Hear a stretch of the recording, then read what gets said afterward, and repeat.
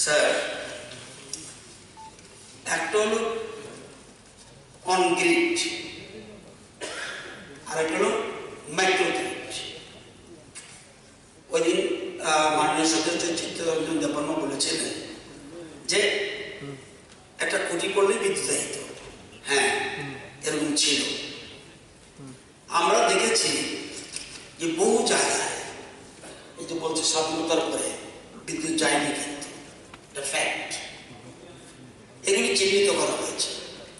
আমি যেহেতু কোশ্চেনটা সামনে এবং মনোব্লক পিএম ডিভাইনের আমরা আরডি ব্লকে আমরা টোটাল গ্রাম 16টার মধ্যে 54টা এলিভেশন আছে। দেখা গেছে মোট 1008টি পরিবার অবহেলিত আছে। এই পরিবারগুলি বিদ্যুতের আওতায় নিয়ে আসার জন্য 31.67 কিলোমিটার 11 কেভি এসটি লাইন এবং 44.73 কিলোমিটার এলটি লাইন ও 25টা ডিস্ট্রিবিউশন ট্রান্সফরমার স্থাপন করতে হবে।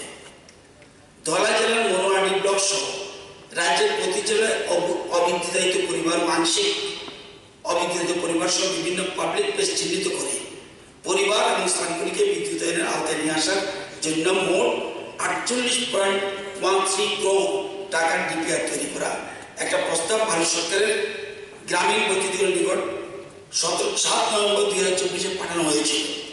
16 ডিসেম্বর 25 তারিখে 44তম মনিটরিং কমিটির সভায় টিএসসিসির প্রস্তাবিত ডিপিআর গৃহীত হয়।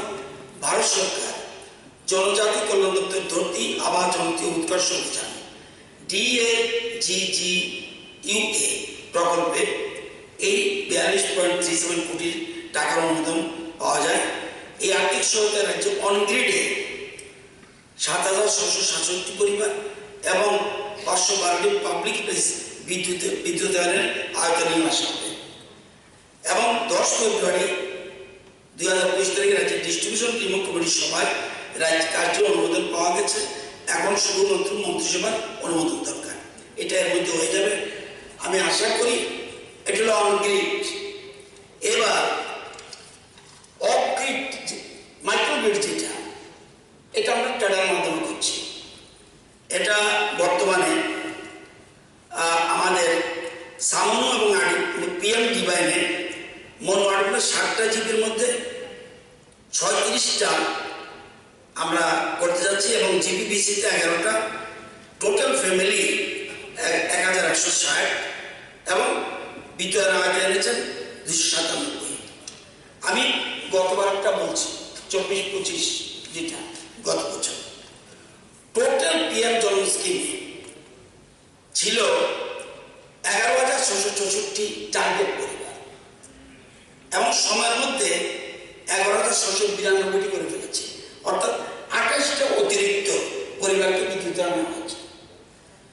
এবং আমরা জানলে খুশি হবেন, যেটা বলেছেন আমাদের সদস্য কর্মকে যিনি বলেছেন